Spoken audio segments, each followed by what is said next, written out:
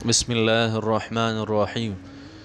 ولقد أخذ الله ميثاق بني إسرائيل وبعثنا منهم 12 نقيبا وقال الله إني معكم لئن أقمتم الصلاة وآتيتم الزكاة وآمنتم برسلي وعزرتموهم وأقرضتم الله قرضا حسنا لأكفرن عنكم سيئاتكم ولأدخلنكم جنات تجري من تحتها الأنهار فمن كفر بعد ذلك منكم فقد ضل سواء السبيل. صدق الله العظيم.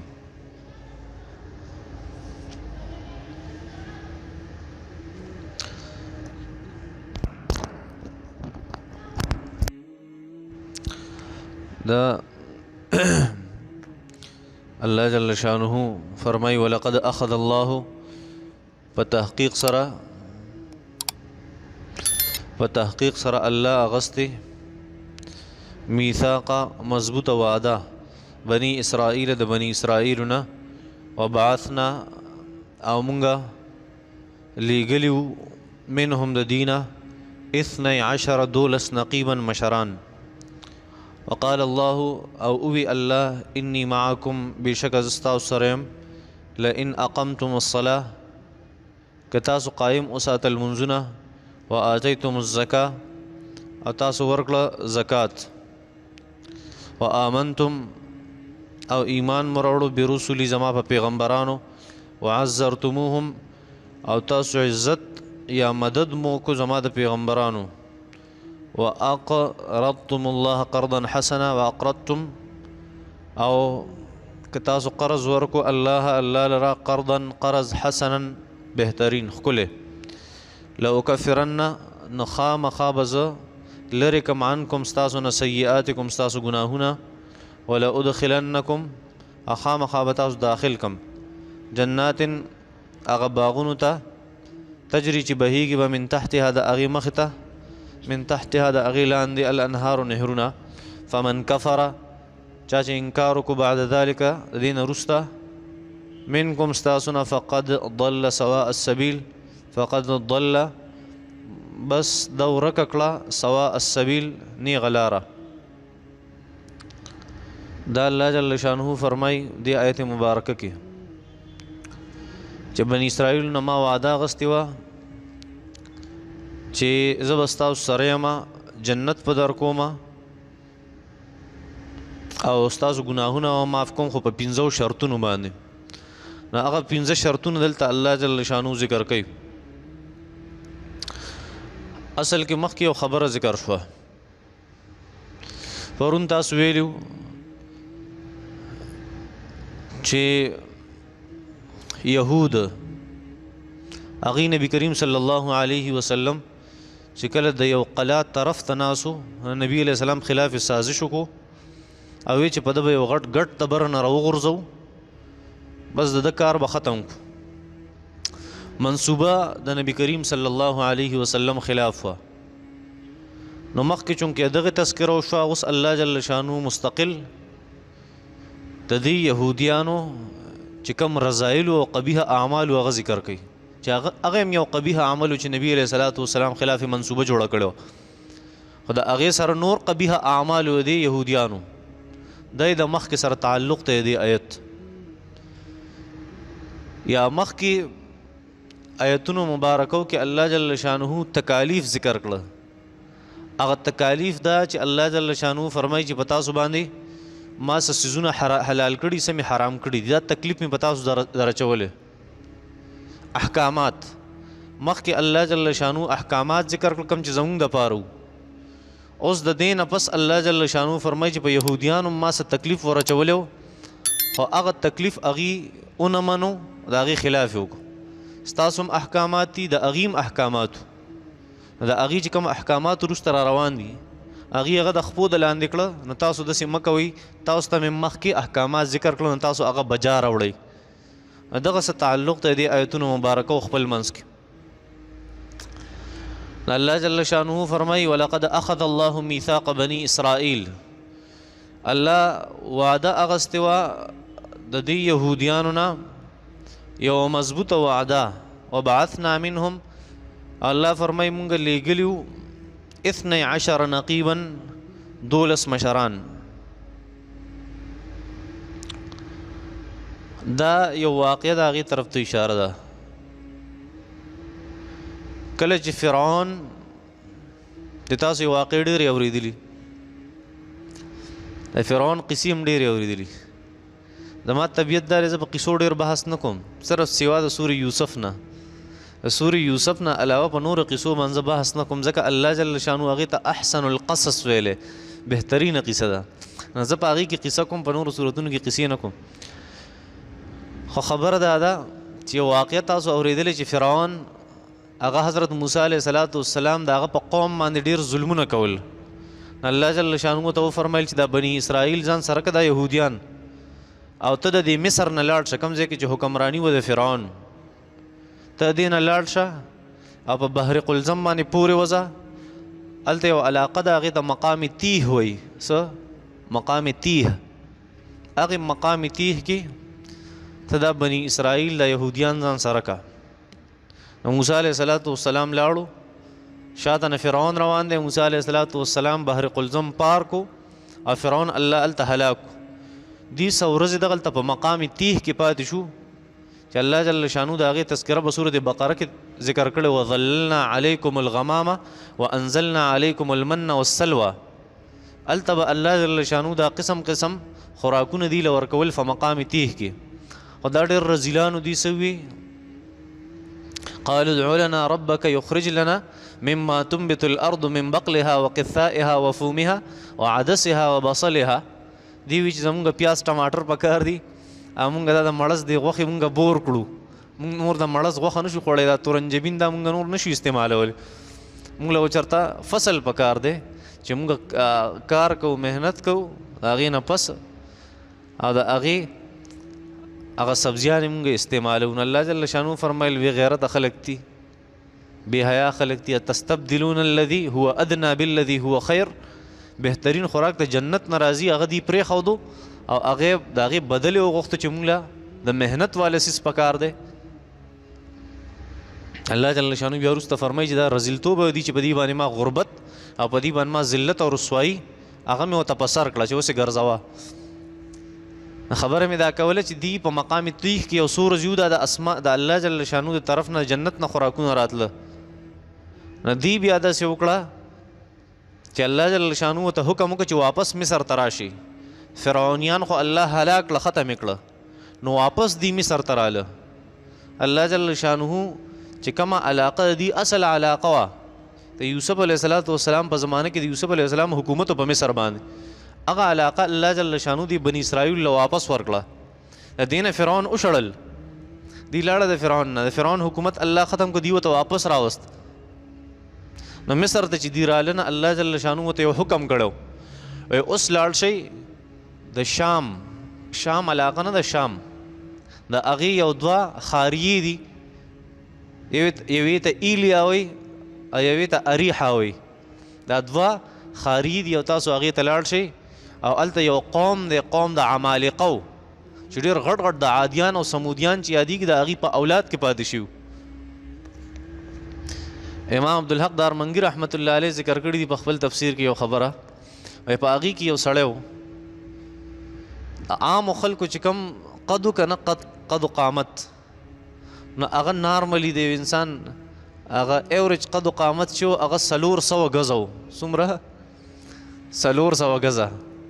400 غزه د هغې دنګوالی و او په هغې کې یو ناشنا سړی و په هغې عمالقه و چې د هغه عوج ابن عنق نوم و. عوج ابن عنق د ده 3000 کاله عمر و، 3000 کاله د عمر و او وایي چې د تقریبا 1000 غزه د ده اوږدوالی و، 1000 غزه د ده اوږدوالی و.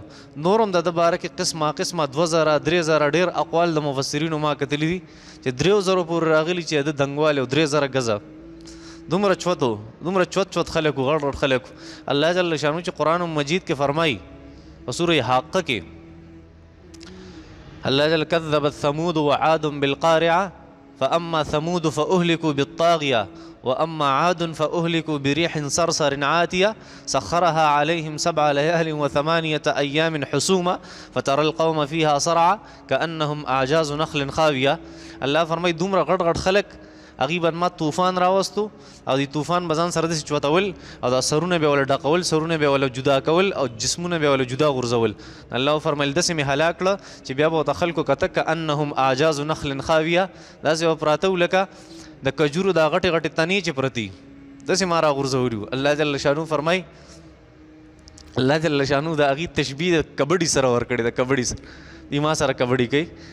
سخرها عليهم 7 ليال و8 ايام حسوما پدی باندې 100 ورځې یو هفته پدی باندې طوفان جاریو.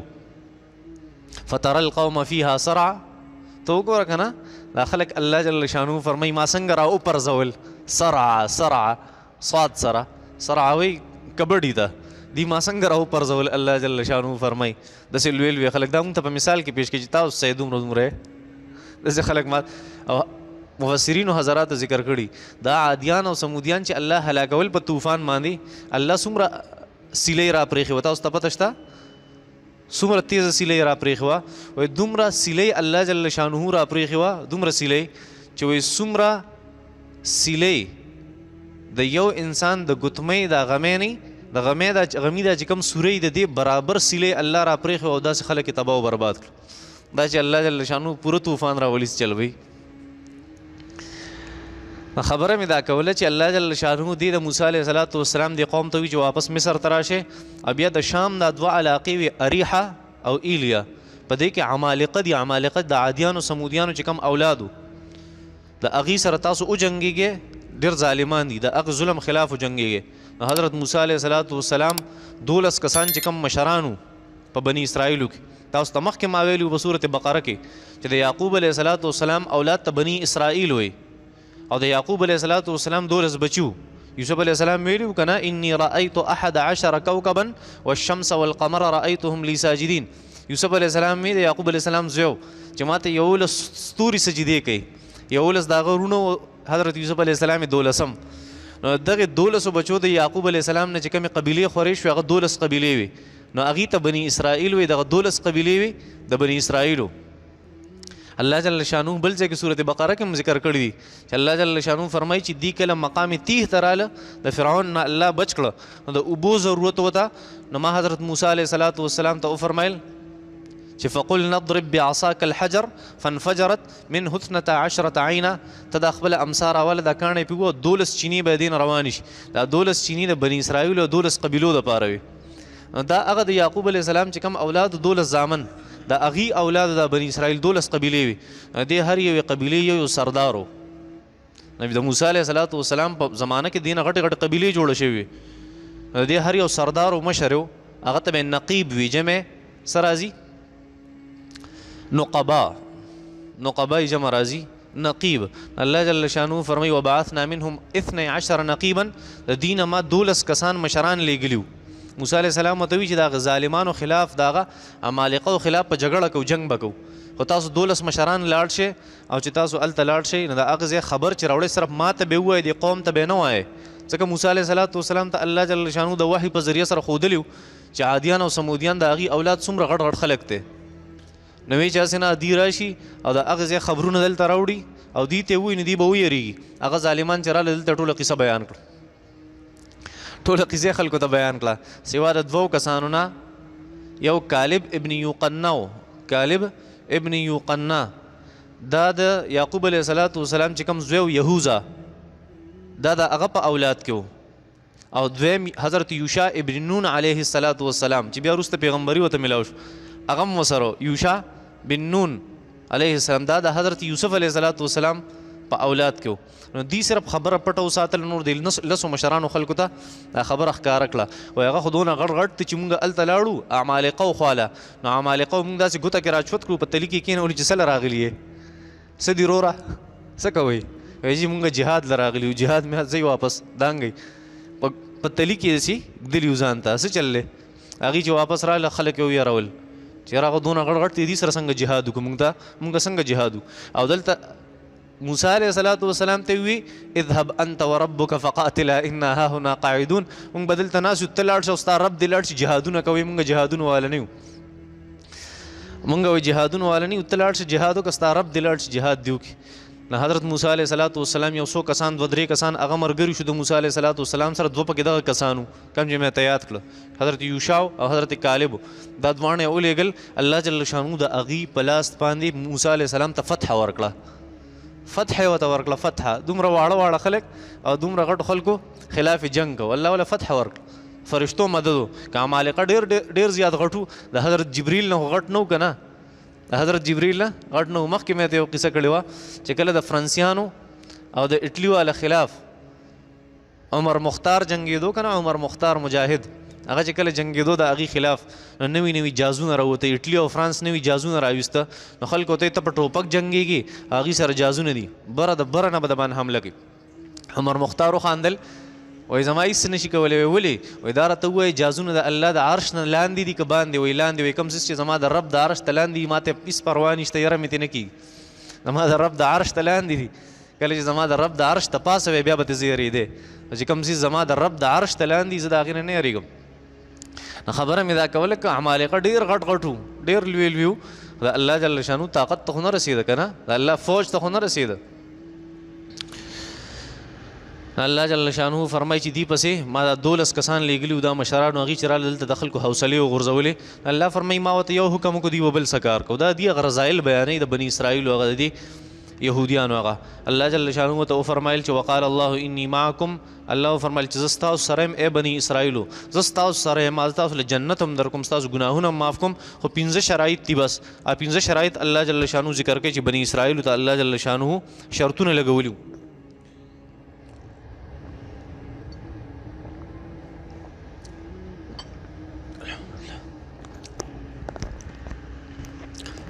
هغه 15 شرایط کم دي.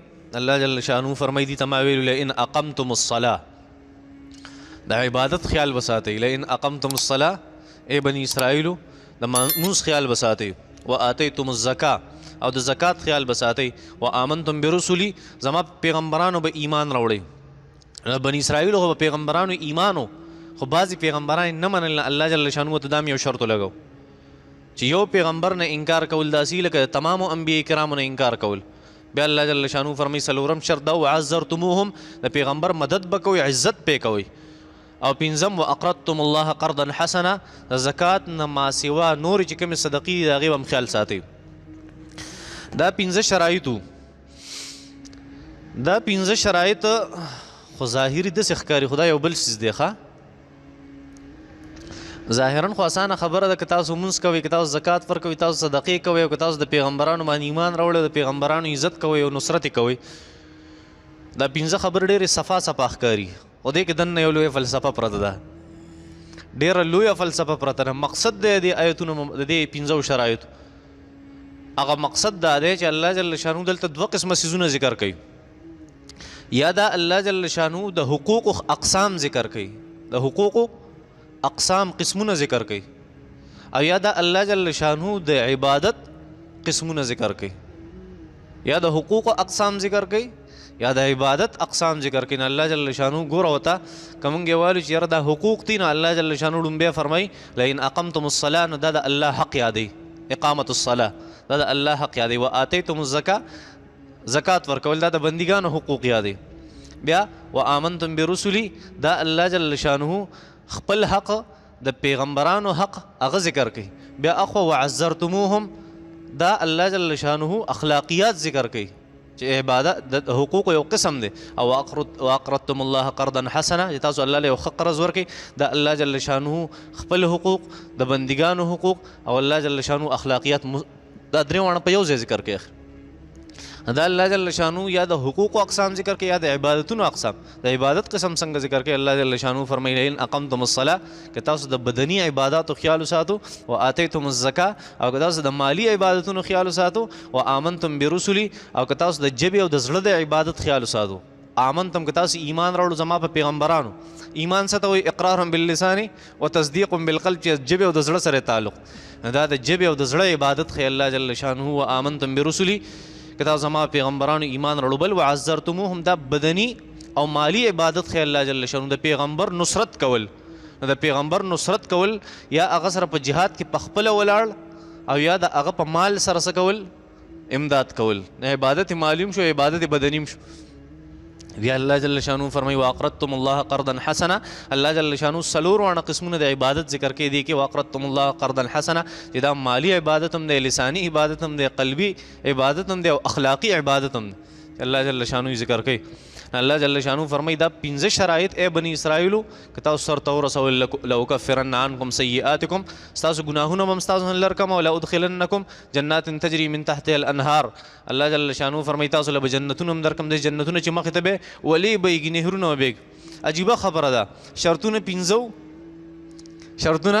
15 او نتیجې دوه وروتي پکار دي چې انعامات هم 15 د الله جل شانو کار داده د الله جل شانو طریقه دا چې من جاء بالحسنه فله 10 امثالها چا چې یو خکارو کو الله جل شانو یو پلس ور کوي یا یو روایت کې یو او یا ور کوي یا یو روایت کې یو په 200 ور کوي یا یو روایت کې چې به حساب ور کوي دا سیده دلته الله جل شانو کارونه ته ډیر غواړي 15 شرطونه ته واغسته شرطونه 15 دي او ور کوي ولسه دوه سيزونه هغه دا چې الله جل شانو فرمایي تاسو ګناونه او ما کوم جنت ته ورسوم تاسو ته پته نشته څومره احسانات ته الله جل شانو چې دی هغه په دوه خبرو کې رابندي څومره نتیجې د نیکو اعمالو چې دي څومره ثوابونه د نیکو اعمالو چې دی هغه په دوه سيزونو کې رابندي یا دا چې الله جل شانو د چانه ضرر دفقي او یا دا چې الله جل شانو چاته ثواب ورسي ادوانه په ادوانو خبرو کې الله جل شانو راځي کړي لو کفرن عنکم سیئاتکم تاسو ګناهونه چې تاسو ته تکلیف در رسي هغه بدن دفقم ولا ادخلنکم جنات تجری من تحتها الانهار او تاسو به داسې جنتونو ته ورسوم هغه ثواب به درکما چې د هغې مخې ته به نهرونه بیږي الله فرمایي فمن کفر بعد ذلک د دومره صفا خبرو باوجود د دې حقوق او د دې عبادت دونه تفصیل مې ته ذکر کو الله فرمایي فمن کفر بعد ذلک د دې نه پس هم څوک انکار کوي الله فرمایي فقد ضل سواء السبیل دې ته نیغه لاره نه وي دې ته بیا ګمراهي وي ښه بس دغه خبره وصلی الله تعالی علی خیر خلقه محمد و آله و اصحابه اجمعین بسم الله الرحمن الرحيم فبما نقضهم ميثاقهم لعناهم وجعلنا قلوبهم قاسية يحرفون الكلم عن مواضعه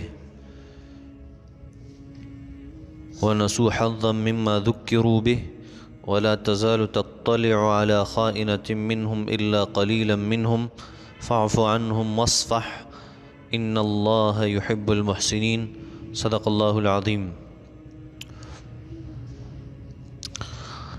الله جل شانو فرمای فبما نقضهم په سبب د ماتولو د دوی فبما نقضهم په سبب د ماتولو د دوی میثاقهم خپل وعدې لره لعناهم مونږ دی د خپل رحمت نه لرې کړه وجعلنا او مونږ جوړ کړه قلوبهم د دې زړونه قاسیتا سخت یحرفون دی به تغیر کو الکلمه د تورات په کلمو کې عن مواضعه د خپلو ځایونو نه یحرفون بدلولې به الکلمه کلمې عن مواضعه د خپلو ځګونو نه ونسو او دوی پرېښوده حظا یوه حصه ونسو او دی هیر کړه مطلب دی پرې خوده ونسو او دی پرې خوده حظا یو حصه مما د هغه سنه ذکرو چې نصیحت په کولی شو به په هغې حصې سره ولا تزالو او همیشه به ته ای پیغمبره تطلعو چې خبرېږي به على خائنة منهم على خائنة په خیانت باندې منهم د دې د طرف نه یا على خائنة په خیانت کوونکو باندې منهم د دینه الا مگر قلیلا لک شانتی خلق منهم په دوی کې فاعف عنهم پس د دې ته معافي وکړه واصفح او مخ ته وګرځوه ان الله بشک الله يحب المحسنین محبت کوي د نیکوکارو سره الله جل شانه دی آیتونو مبارکو کې د یهودیانو یو بل قبیح عمل ذکر کوي مختصر دا الله جل شانه مخکې آیت مبارکه کې فرمایل چې دې دپاره ما څه شرطونه مقرر کړي 15 شرطونه او دغه 15 شرطونه یو قسم وعده وه او دی د هغې یوې خیالونه ساتو. دې آیت کې دغه خبره ده، وعده ماته کړه نو الله فرمایي ما ول سزاګانې ورکړه، د هغې تذکره کوي الله جل شانه. نو الله جل شانه فرمایي فبما نقضهم میثاقهم، فبما نقضهم په سبب د ماتولو د دوی میثاقهم خپل وعدې لره لعناهم، وعده ماته کړه. الله جل شانه فرمایي لعناهم ما په دوی باندې لعنت وکړو. لعنت وایي د رحمت نه لرېوالي ته، یعنی د خپل رحمت نه مې دي لرې کړه. دا یوه سزا مې وله ورکړه چې دي وعده ماته کړه. تاسو ته ما ویلی دي چې د قرآن او د حدیث مطالعه دا وایي چې الله جل شانو انسانان چې کله یو ګناه کوي نو زر یې نه نیسي فوراً، خو یو څو ګناهونه داسې دي چې انسان کله هغه کوي او معاشره په هغې کې اخته شي نو الله جل شانو یې ډېر زر نیسي. یو ګناه ده بې حیایي، کله چې په یو قوم کې بې حیایي سیوا شي نو الله جل شانو دغه خلک صفا کوي بیا د معاشرې نه. لکه څنګه چې مونږ په کورونو کې واشرومونه جوړ کړي او یو طرف ته بهر یا دننه د هغې دپاره م کډرې جوړې کړي نو هغه ډېره مو د مونږ استعمالو، ګندګي په کور کې دننه استعمالوي خو مونږ څه نه وایو. خو چې کله دا ګندګي کډر ډک شي او بهر ته روځي نو بیا څه چلي، بیا ټولو خلکو ته تکلیف وي. چې تکلیف شي نو بیا انسان د هغې د صفایۍ کوشش کوي، انسانان لږي چې دا معاشره بیا صفا شي. دقه شانتې دا معاشره د الله جل شانه ده، دا ځمکه د الله جل شانه ده چې دا کله ګنده کېږي الله جل شانه د دې صفایي کوي.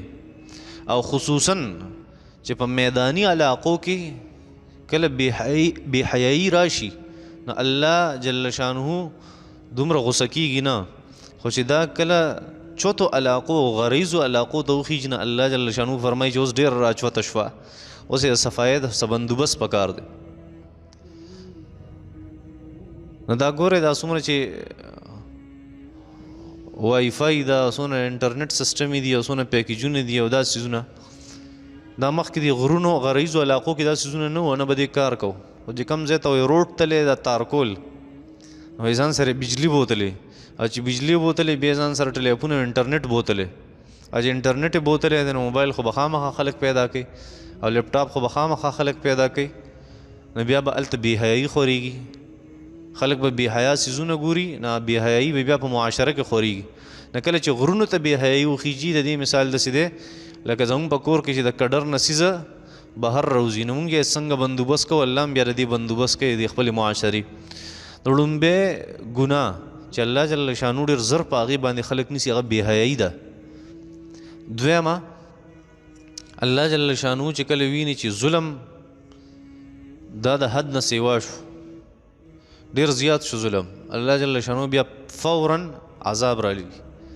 دریم کله چې الله جل شانه د الله سره یو قوم واده وکړي او هغه واده ماته کړي، واده خلافي د وعدې ماتول چې په کوم قوم کې راشي نو الله جل شانه دغه خلک ډېر زر نیسي.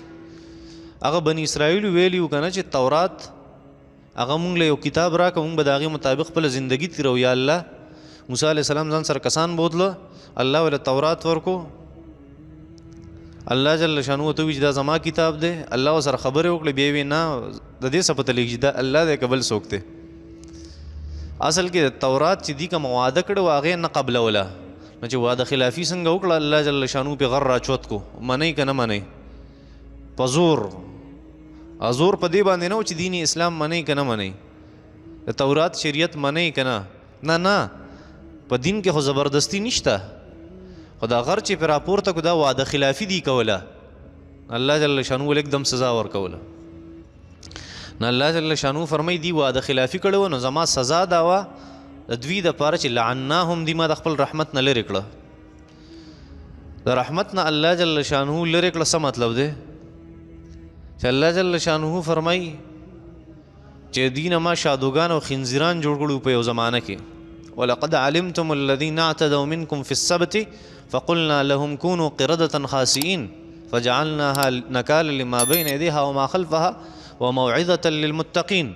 دی بنی اسرائیلو د وعدې خلاف ورزي وکړه نو ماتې شادوګان او خنزیران جوړ کړه چې ما حکم کړی دی دی مات کړی دی. الله جل شانو فرمایي دی له ما قسم قسم سزاګانې ورکړي. د هغې تذکره هغه مخکې هم تېره شوې ده او مخکې به هم راشي انشاءالله په مختلفو ځایونو کې. الله جل شانو فرمایي فبما نقضهم میثاقهم، وجه د دې لعنت دا ده چې دی وعده ماته کړې ده الله جل شانه. لعناهم دی موږ د خپل رحمت نه لرې کړه. د الله وعده ماته کړه نو سزا مې ولا یوه دا ورکړه چې د خپل رحمت نه مې لرې کړه. دویم یو کار مې وکړو وجعلنا قلوبهم قاسیه، د دې زړونه ما سخت کړه. وجعلنا او موږ وګرځول موږ جوړ کړه قلوبهم د دې زړونه قاسیتا سخت ګنده، د دې زړونه ما ګنده کړه. نه ګنده زړه ته پاکه خبره بیا نه ورځي او سخت زړه باندې بیا د الله جل شانو خبرې اثر نه کوي. کوم چې قرآن دی، کوم چې د تورات شریعت و، کوم چې د انجیل شریعت و، دا خبرې په بیا اثر نه کوي. الله فرمایي دی د واده خلافه نقصان یو دا چې د خپل رحمت نه مې لرې کړه سزا دا وه. دویم دا چې غزلونه مې وله سخت کړه. پته لګي الله جل شانو چې څوک د وعدې خلاف ورزي کوي الله جل شانو ولې دا دوه سزاګانې ورکوي. د خپل رحمت نه لرې کوي او بل څه چل کوي زړه وله سختوي. اوس چې زړه وله سخت کي او د خپل رحمت نه لرې کي دې څه نقصان شته او کنه. الله جل شانو فرمایي کله چې د انسان زړه سخت شي کنه نو یحرفون الکلم عن مواضعه، دی بیا د الله جل شانو په کلام باندې اثر نه کوي. د الله دې کلام بدلولو ته هم دی تیار شي. څنګه چې یهودیان تیار وو که نه، د یهودیانو دوه کارونه یحرفون الکلم عن مواضعه، د الله جل شانو کلمې به بدلولې. د الله جل شانو تورات او د انجیل او د قرآن آیتونه بدلول دا د هغې عادت و. الفاظ به یې موله بدلول او معنی به یې موله بدلوله. هغه غلط تعویلات پې کول، غلطې معنی به یې رایستې، د هغې معنی به یوه ده او معنی بله بیانوله. ولې د خپل زړه د خواهش دپاره. دویم چې الفاظ به یو شانتي وو نو الفاظ به هم بدلول. تاسو مخکې خبره اورېدلې نه ده چې الله جل شانو ورته وفرمیل چې کله دې ښاري ته ننوځئ نو تاسو څه ووایئ؟ حطتون ووایئ. دې څه ووایي؟ حنطتون یې نه وویلی، الفاظ یې هم بدل کړو او معنی بدلول خو د هغې رسم و، د هغې رواج و، د هغې پیشه وه چې الله جل شانو فرمایي چې کله به یو نبی کریم صلی الله علیه وسلم فرمایل چې دی الله ځکه هلاک کړی و چې دی کې به یو مالدار سړي کله زنا وکړه نو د هغه نه به یې پیسې واخېستې چې زه ته معافي. الله جل شانه دوه آپشنز ورکړي دي په خپل کتاب کې. یو آپشن دا ورکړی دی که یو سړی زنا وکړي او غریبي نو که پیسې ورکوي ښه، که پیسې نه ورکوي بیا به سزا یي د هغه دپاره. د غریب دپاره سزا او د مالدار دپاره پیسې. بس دا تعویلات پې غلط کول. یو مالدار سړي بس ګناه وکړه د هغه دپاره به سزا نه وه، که یو غریب سړي به ګناه وکړه د هغه دپاره به سزا وه. دا غلط تعویلات او دا الفاظ بدلول دا د یهودیانو کارو او داسې ولې دی کول. الله جل شانو فرمایي دا د یو وجې نه، او وجه دا وه چې وعده ماته کړې وه. نو چې وعده ماته کړې وه الله دې د خپل رحمت نه لرې کړه. د خپل رحمت نه لرې کړه ورسره الله د دې زړونه هم سخت کړه. چې زړونه یې وله سخت کړه دې د الله جل شانو په کلام باندې اثر ونه کړه، ورله پې هر څه بدل کړه، احکامات یې بدل کړه. داسې کوي خلک یحرفون الکلم عن مواضعه، دی و بدلولې د الله کلمې د خپلو ځایونو. یو بله خبره زمونږ په معاشره کې یو چل دی. زمونږ په معاشره کې چې کم خلک په قرآن مجید باندې څه نه څه پوهېږي هغه هم دا شی کوي چې د قرآن مجید صفا صفا ایتونه هغه د خپل زړه د خواهش دپاره بدلی را بدلی.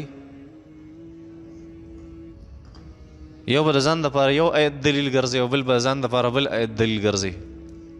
او یو وی دا زما د پارټۍ دپاره راغلی، بل وی دا زما د پارټۍ دپاره راغلی. که یو خبر راشي والذین جاهدوا فینا لنهدینهم سبلنا، الله جل شانو وایي والذین جاهدوا، کوم خلک چې کوشش کوي فینا زمونږ طرف ته لنهدینهم سبلنا، مونږ به ورته لارې اسانې کړو. تبلیغیان وایي دا زمونږ دپاره دی دا آیت. جهاد والا وایي دا د مجاهدینو باره کې نازل شوی. سیاست والا وایي دا زمونږ دپاره دی، مونږ کوشش کوو که نه لګیا یو. خانقاګانو والا وایي دا مونږ محنت کوو دا زمونږ دپاره دی. حالانکه دا دین ټوکړې ټوکړې کوي. داسې نه ده. یو آیت ته چا دپاره هم نه دی، دا د ټول انسانیت دپاره دی چې ټول انسانیت په دې قرآن باندې عمل وکړي او انسانیت یې زده کړي. دا د دې دپاره نه دی چې زما د پارټۍ دپاره. ډېر خلک دي که هغه په سیاسي طرف باندې نه هغه دا سوچ کوي چې د قرآن مجید هغه آیتونه یې راټول کړي دي که نه چې هغه په سیاست باندې دلالت کوي. یو کتاب یې جوړ کړی ډیر خلک داسې دي چې هغې تعلق د جهاد سره دی نو هغې جهادي آیتونه راټول کړي او ځان له یو تفسیر یې جوړ کړی دی.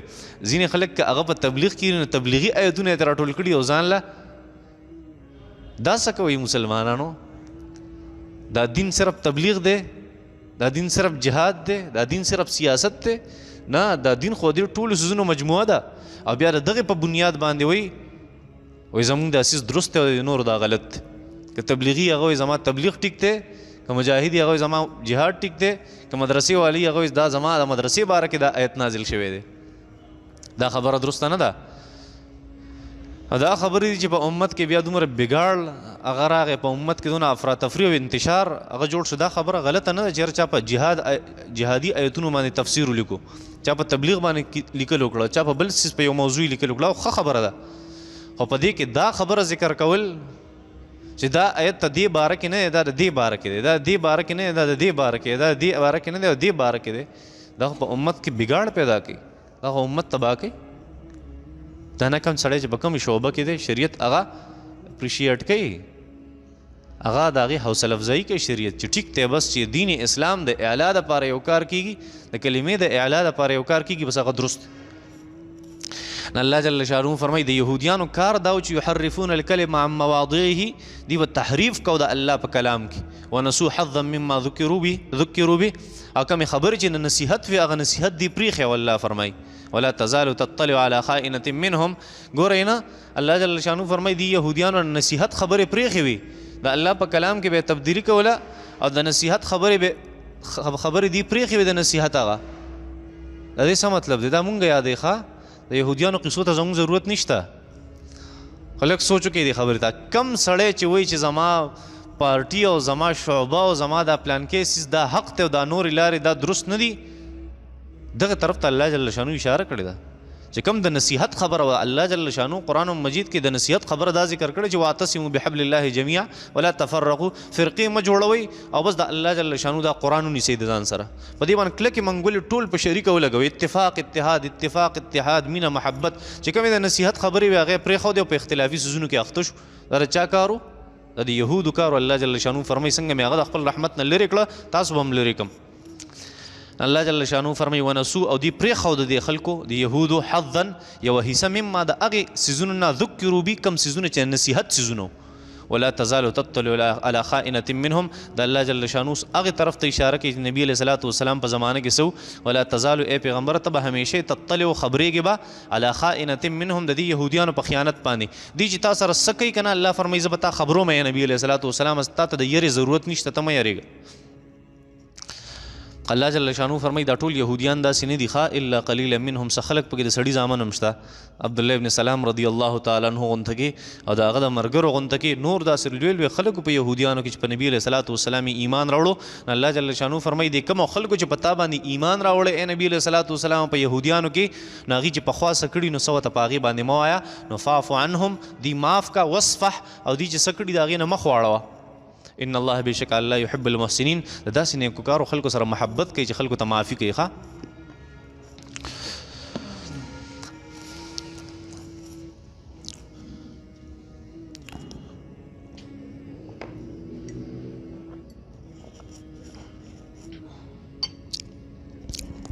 الحمدلله استغفر الله جی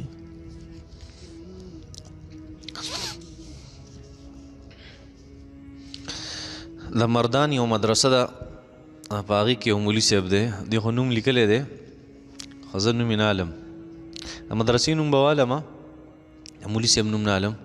په مردان کې یو مدرسه د تفهیم القرآن، د هغې یو مدرس دی هغه په رمضان المبارک کې تفسیر پړاوي. هغه وایي چې په دین اسلام کې د ګیرې دا یو موټی حد نشته، او د دې دپاره چې تاسو کوم دلیل بیانوئ چې په قرآن کې د حضرت موسی او د حضرت هارون علیهم السلام واقعه ده چې هارون علیه السلام خپل مشر رور موسی علیه السلام خپل مشر رور حضرت هارون علیه السلام د ګیرې نه کلک ونیو. نو هارون علیه السلام ورته وایي چې لا تأخذ بلحیتي ولا برأسي، چې ما د ګیرې نه او د سر د یختو نه ونیسه نو دې نه ثابتېږي چې ګیرې په موټي کې راغلې وه نو دا دلیل ټیک نه دی. د هغې وجه دا ده که چېرته دې نه دا ثابتېږي چې یو موټی ګیره هغه په شریعت کې ده د پیغمبر یو موټی ګیره وه نو دې نه خو دا هم ثابتېږي چې کشر رور به رالګي او مشر به د ګیرې نه راکاږي حالانکې شریعت خو دې اجازت نه ورکوي.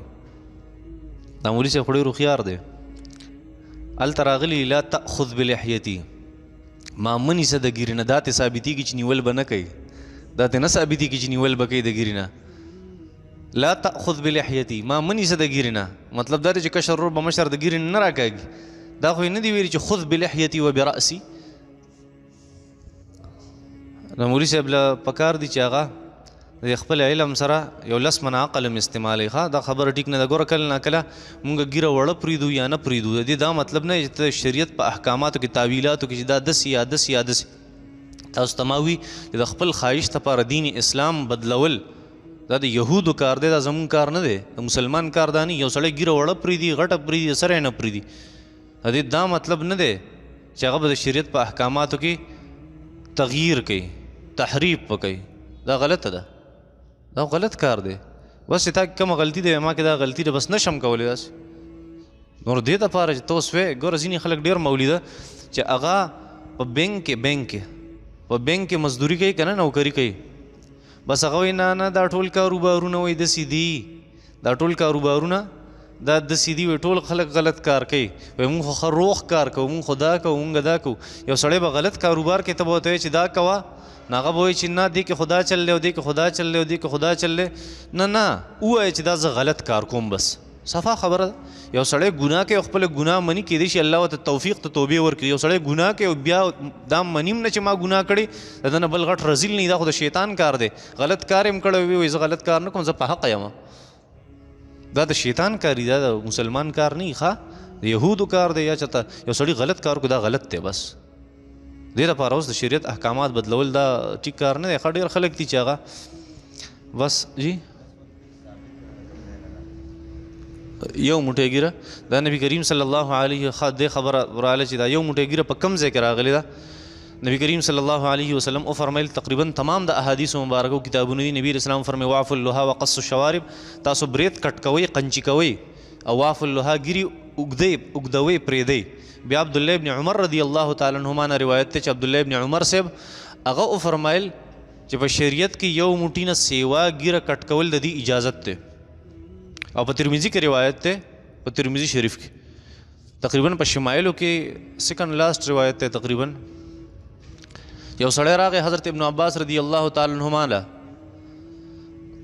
وایي چې جی ما نبي علیه السلام په خوب کې لیدلی زه تا ته هغه کم د نبي علیه الصلاۃ والسلام هغه شکل صورت و هغه ته بیانوم چې داسې و نبي علیه السلام واقعي ما چې څنګه خوب کې لیدلی هغه ورته وایه صحابي د نبي علیه السلام وایي ما نبي علیه السلام ولید داسې او داسې او داسې او ګیره مبارکه د هغه دومره وه چې د مرۍ دې اډوکي ته را رسېدلې وه دا مخامخ اډوکي نه دي د مرۍ دې ته را رسېدلې وه. حضرت ابن عباس رضی الله تعالی عنهما وفرمایل چې دقه شانو نبي علیه الصلاۃ والسلام څنګه چې تا د هغه تذکره وکړه پوهېږې په دې باندې.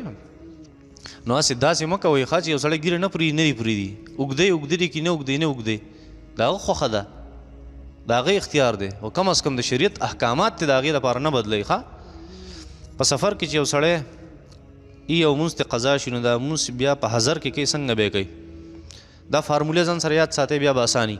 یو سړی دی هغه په سفر کې دی او مونځ ته په سفر کې قضا شو بیا چې کور کې کوي نو کور کې به هغه سفرانه مونځ راګرځي او که په کور کې د مونځ قضا شو او بیا په سفر لاړو نو بیا به پوره مونځ راګرځي په سفر کې په کم حالت کې چې د قضا شوی دی هغې حالت له اعتبار دی. بس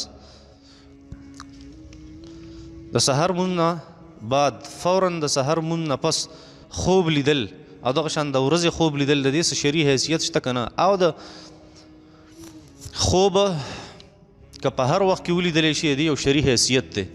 البته په دوو اوقاتو کې شیطاني خوبونه راتلل یا ماحولیاتي خوبونه راتلل یا د معدې د بړاس د وجې نه خوبونه راتلل هغه ډېر زیات ظاهر دي.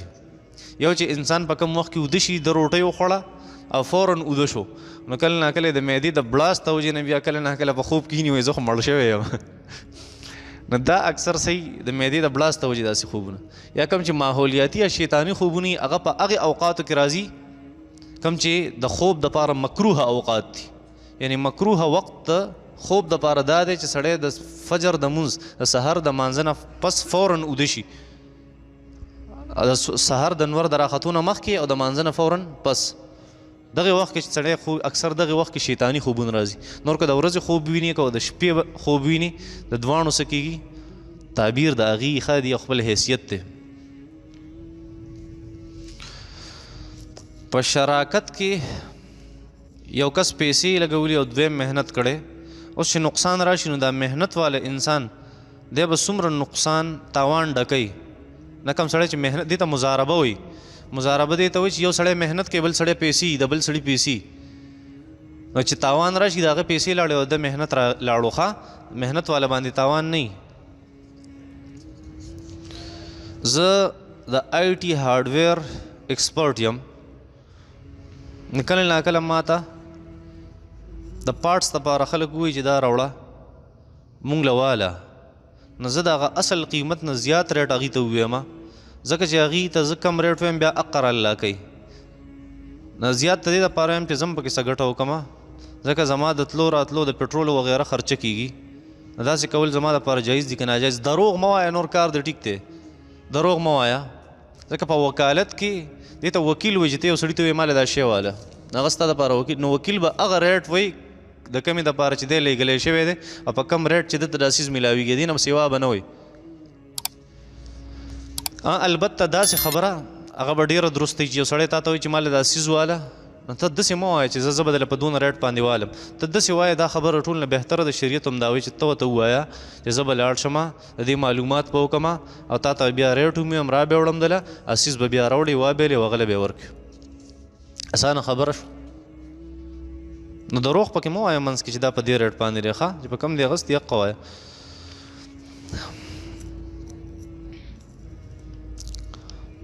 په قسطونو باندې پلاټ اغوستل جایز دي که ناجایز دي؟ په ټاون کې ټاون والا چې کله ځمکه په قسطونو باندې ورکوي نو ځمکه خو معلومه نه وي چې کم پلاټ دی، خو صرف دومره ووایي چې 7 مرلې پلاټ دی او 10 مرلې پلاټ. داسې درست دي که نه؟ دا مسله خو ما مخکې هم کړې وه درته. په قسطونو باندې یو څیز اغوستل دا بالکل درست دي، په شرط د دې چې وخت هم متعین وي او پیسې هم متعین وي، د هغې نه مخکې کېږي وروسته کېږي نه. قسطونو باندې بالکل درسته. البته دا د ټاونونو کې د پلاټ تا مسله وه نو ته په پوره مسله باندې نه یې پوهه. کله چې ته په ټاون کې ځمکه الې که نه، نو هغې چې کم ټاون جوړی ټاون، نو په هغې کې چې کم پلاټس دي که نه، نو هغې متعین کړي او د هغې پوره د هغې سره نقشه هغه پرته وي. نو په هغې تا ته چې کوم پیپرز هغې درکوي کاغذونه درکوي تا ته یې لیکلي دي چې پلانکی نمبر پلاټ په دې نقشه کې ستا دی، په دې لوکیشن باندې دی او ټوله نقشه تا ته ښیي. خو چې ته ترې نقشه وغواړې هلې ته ښیي، داسې خو نه ښیي که نه. او بلکې ټاونونو والا خو دا هم کوي چې داسې لا ټاون جوړېږي نو تا به هغه ځای ته بوځي چې یاره دا زموږ نقشه ده او په دې ځای کې به ستا دا پلاټ واقعي د دې طرف ته به دی، دې طرف ته به دی، دې طرف ته به دی، دې طرف بس کافي ده دونه خبره. نو درسته ده ښه. د کرنسۍ کاروبار کول یعنی منی ایکسچینج والا کاروبار کول څنګه دي؟ جایز دي، بالکل درست دي، په شرط دی که حکومت دی اجازت اغوستی الخه لایسنس ته سړی بیا درست دي. که په پټه کې ناروا دي، ځکه د قانون خلاف ورزي کول دا ناروا دي په شریعت کې. د ملک د قانون خلاف ورزي کول ناروا دي که هغه د قانون د ملک د قرآن او د حدیث خلاف نه وي چرته. نه که هغه په دې باندې دا قانوني مقرر کړي چې منی ایکسچینج کاروبار څوک کوي هغې به لایسنس علي اول، نو دا څه د قرآن او د حدیث خلاف قانون نه دی، نو دا منل واجب دي ښه. که نه کې دغه شانتې تاسو ته زه بار بار ویم چې په دې رانګ سایډ باندې دا ګاډی مه چلوئ ښه، په رانګ سایډ باندې ګاډی مه چلوئ، دا د قانون خلاف ورزي ده. که ګاډي ای او که نه ای، که ټریفک ای او که نه ای، که اکسیډنټ خطره ای او که نه ای، خو ته په یوټرن کې راتاویږي په هغه ځای کې ګناه ده، سخته ګناه. الله جل شانو قرآن مجید کې فرمایي یا ایها الذین آمنوا اطیعوا الله واطیعوا الرسول واولی الامر منکم. د الله خبره منئ، د پیغمبر خبره منئ او د خپلو مشرانو خبره منئ. مفسرینو لیکلي چې دینه قانون دی او ملک مراد دی، د خپل قانون خیال ساتئ. لږ یو عالم نه اورېدل چې په اودس کې خپې چې کله وینځي نو بیا به د ګس لاس په کچه ګوته باندې د خپو د ګوته خلال کې، نو په دې ګس لاس په وړه ګوته باندې خلک دا خلال ولې کوي؟ نو واړه کارونه خلک په وړو باندې کوي، نو واړه کارونه خلک په وړو باندې کوي ښه. یو سړی فحاشه فلمونه یا ویډیوز وګوري دې سره اودس ماتېږي که نه اودس ماتېږي که نه خو ستا په څه پته لګي چې اودس په دې مات شوی که نه تا ته به خپل ځان معلوم وي. البته خبره دې سړی اودس وکړي ښه د انسان پته نه لګي اودس نه ماتېږي خو احتیاط دا دی چې اودس دې وکړي. په کور کې اټیچ باتروم په کمره کې اټیچ باتروم په هغې کې د پلاستیک چپل پراته وي نو په هغې باندې کله ناکله د میتیازو قطرې ولګي دا ناپاکیږي که نه ناپاکیږي او خپې ورسره ناپاکیږي او ناپاکیږي دا به انځي ښه بیا هله په خپو کې. ما په خوب کې ولیدل چې یو ډارک ګری سپی دی او هغې په ما پسې راپسې دی او زما نه یې کپړې شلولي دي. د دې څه مطلب دی؟ ما ته خو ستا حالات نه دي معلوم چې ستا حالات څنګه دي. البته دونه خبره ده چې داسې قسمه سپی په خوب کې لیدل چې ستا نه یې کپړې شلولي دي مطلب دا دی ستا په رشته دارو کې ستا یو دشمن تا بې عزته کول او بلیک میل کول غواړي. ښه سیګرټ څکل څنګه دي؟ او موږ د یو سړي نه اورېدلي چې کوم سړی سیګرټ وڅکي څلوېښت ورځو پورې هغه عبادت نشي کولی. دا دویمه خبره خو ټیک نه ده څلوېښت ورځو پورې عبادت نشي کولی. البته سیګرټ څکل دا ناروا او ناجایز دي بلکل. ښه د جماعت اسلامي او رساله د البدر د هغې مطالعه کولی شو که نه؟ او بلکل کولی شو.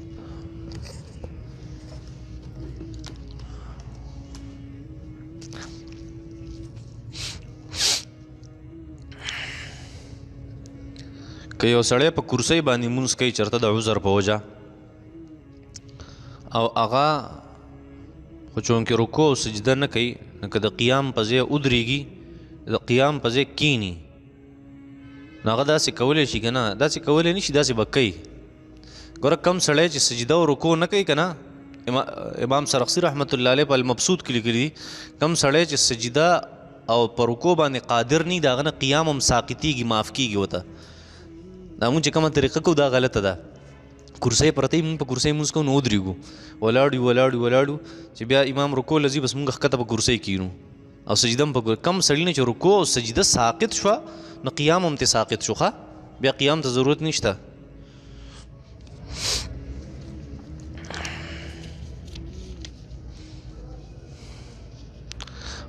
په مانځه کې راته په سجده کې یاد شو چې رکوع خو رانه پاتې شوې ده. زه کنفیوز شومه نو مونځ مې مات کو دوباره مې مونځ کو. په داسې حالت کې ماله څه کول پکارو؟ تاله دا کول پکارو چې رکوع د نه پاتې شو په سجده کې راته یاد شو چې رکوع رانه پاتې شوې ده واپس پاسه رکوع له او رکوع کا بیا ودرېږه بیا سجدو له لاړ شه او بیا اخر کې سجده سهو وکړه بس داسې پکارو. تاله دوباره مونځ ته ضرورت نه و. ښه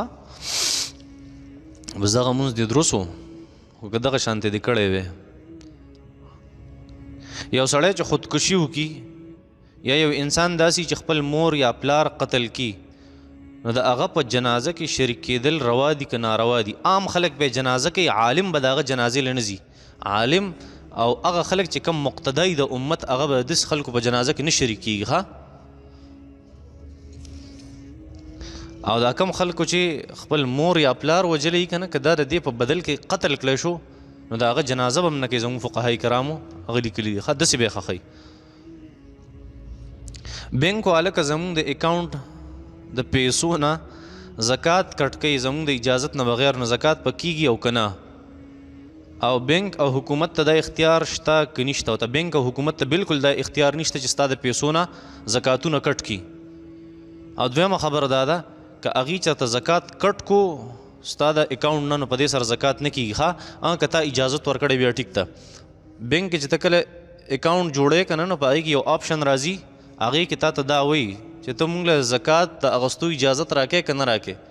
نه که ته هغه بلینک چېرته فل کې نو بیا به هغې زکات کټ کوي بیا ستا اجازت دی بیا خو ټیک ته ورنه هغې ته دا اختیار نشته. ښه چې ستا د دغه نه پیسو نه هغې پې زکات کټ کړي او نه زکات کېږي دې سره. که یو سړي ویلي چې ما سره په قبر کې قرآن دفن کوئ آیا داسې کول جایز دي؟ بالکل ناروا دي نشي کېدی. ښه د هغې وجه دا ده چې دا د قرآن مجید بې ادبي ده. قرآن مجید لاندې په خاورو کې غورځول یوه خبره. دویمه خبره دغه خو څه خبره نه ځکه زموږ مذهب دا دی چې کله د قرآن مجید پاڼې هغه ضعیف وشي نو بیا به چېرته دفن کې په یو پاک ځای کې هغه څه نقصان نه دی. غټ نقصان دا دی چې دا چې ته د دې مړي سره خښ کښېنه دا مړی خو یو څو ورځې پس چوي او ګنده کېږي نو دا قرآن به مو سره ګنده شي دا د قرآن مجید بې ادبي ده، داسې ناروا دي. ښه هغه ته وایې قرآن به د خپل زړه کې ساتلی و نو اوس به دله څه فایده درکړې، اوس په دې کار نه کېږي چې ما سره قرآنونه ښخ کې، په دې دې الله نه بخي. ښه دا خبره ما اورېدلې ده چې قرآن مجید د لاسو نه پرېوځي په ځمکه باندې، د قرآن مجید د وزن برابر به غنم صدقه کې، او دا ضروري ده، ګینې ګناه نه معاف کېږي. دا دروغ دی، ځان نه چا مسله جوړه کړې ده. ښه صرف استغفار پکار دی، بس انسان نه غلطي وشي. د عذر په وجه باندې که فرض مونځ یو سړی په ګاډي کې په ناسته کوي او د قبلې نه مخ بل طرف ته او د قیام هم څه صورت نه جوړېږي نو مونځ یې کېږي که نه؟ که د عذر دا مطلب وي چې یاره ګاډی راته څوک نه ودرېږي د مانځه دپاره، نو بیا دې په اشاره باندې مونځ وکړي که هر طرف ته وي او بیا به وروسته دې قضا راوګرځوي. ښه ځکه تاسو وي چې قیام دا فرض دی، په مانځه کې قیام فرض دی. ګوره دوه قسمه عذرونه دي، ته به اوس وایې چې دې مخکې چې کومه مسله وه دې کې خو بله خبره وه، ته وایي چې رکوع او سجده ساقط شي نو قیام هم ساقطېږي، نو قیام خو فرض دی، خو پکار دی. او دلته دې مسله الټه وکړه، نه داسې نه ده. دوه قسمه عذرونه دي، یو هغه عذر دی چې د الله جل شانو د طرف نه وي، نو بیا مونځ په هر حالت کې کېږي. لکه یو انسان دونه بیمار شو بیا ورته ملاس ته هم ټیک ته بس کافي ده. که د الله د طرف عذر وي په هغې کې خو دا مکمل اجازت دی، خو که د بندګانو د طرف عذر وي نو بیا پکې دا اجازت نشته. نو تا ته چې دا ګاډی نه ودرېږي دا خو د تا ډرایور استاذ نه ودرېږي که نه؟ که نه داسې نه، د الله د طرفه خو عذر نشته، هر څه برابر دي، ډرایور د طرفه عذر دی. لمونځ به دوباره راګرځوي بیا. ښه او دې ته تشبه بالمصلین وایي چې صرف هغه به وکړي چې یاره د قضا د هغې ګناه نه دی بچ شي. یو سړی چې ژوندی نه د هغه دپاره ختم او ایصال ثواب کول جایز دي که نه؟ بلکل جایز دي. هغه ته دعا کول چې څنګه جایز دي دغه شانتې ورته ثواب هم بخلی شي. ښه بعضې کسان چې هغه جومات ته راشي نو امام صاحب که په سجده باندې پروت وي نو دی په قلاره باندې ولاړي چې ودرېږي، امام صاحب ودرېږي نو زه به هم ورسره بیا ودرېږم. داسې کول بالکل ناروا دي، داسې به نه کوي. ښه نبي علیه صلات وسلام فرمایي فاذا رکع فرکعو، امام چې رکوع کي ته رکوع لځه، فاذا سجد فسجدو، او کله چې هغه سجده کوي نو ته سجده کوه. انتظار به نه کوي چې ورګه دی به پاسي. یو زنانه سوال کړی چې مونږ په واشنګ مشین کې کپړې وینځو نو هغې کې ځینې کپړې هغه پلیتي، نو دا به څنګه پاکیږي؟ ځکه چې مونږ اورېدلي دي چې کپړې هغه ناپاکي نو هغه به 3 پیرې انځي او 3 پیرې به ښه نه چوړی، نو په مشین کې خو داسې نه کېږي. نه دا راته چا ویلي چې 3 پیرې به یې نه چوړی، نه 3 پیرې انځل راغلي دي، فقهای کرامو ذکر کړي 3 پیرې انځل او په آخري پیره باندې بیا نه چوړ کول، او هغه په واشنګ مشین باندې ډېر ښه کېږي. واشنګ مشین کې کپړې رالی، یو پیر دې اوبو کې تاو کړې، بله پیره دې اوبو کې تاو کړې، او په درېیمه پیره هغه تا ډرایر ته واچولې، په هغې کې ښه وچې شوې، یو څاڅکی هم پکې نه پاتې کېږي، بس هغې سره پاکېږي. ښه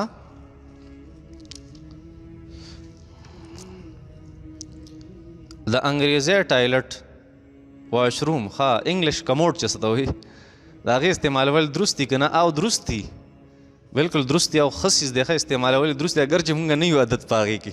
کله چې بهر ملکونو ته مونږ چېرته لاړ شو بیا راته غټ تکلیف وي، هغې کې مونږ نه یو عادت. البته دومره خبره ده چې په دې کې دا استعمالول خو درست دي، خو صرف د پاکوالي مسله پکې راځي چې یاره په دې کې به استنجا څنګه کوې، نو تا ته استنجا څنګه اساني، بس هغه شانتې کوه. استنجا وایي دې ته چې بس ګندګي د ځان نه لرې کول، که هلته یې کولی شي که بیا راکوزېږي. دا ښه خبردار چې د هغې ځای نه سړی یو طرف ته شي. ښه کوم سړی چې په کموډ کې استنجا کوي، فقهای کرامو ذکر کړي او د طب ماهرینو میډیکل ایکسپرټس هغوی وایي چې یاره دې سړي ته دماغي کمزوري، د شک بیماري او غربت پې راځي. ښه وصلی الله تعالی علی خیر خلقه محمد و آله و اصحابه.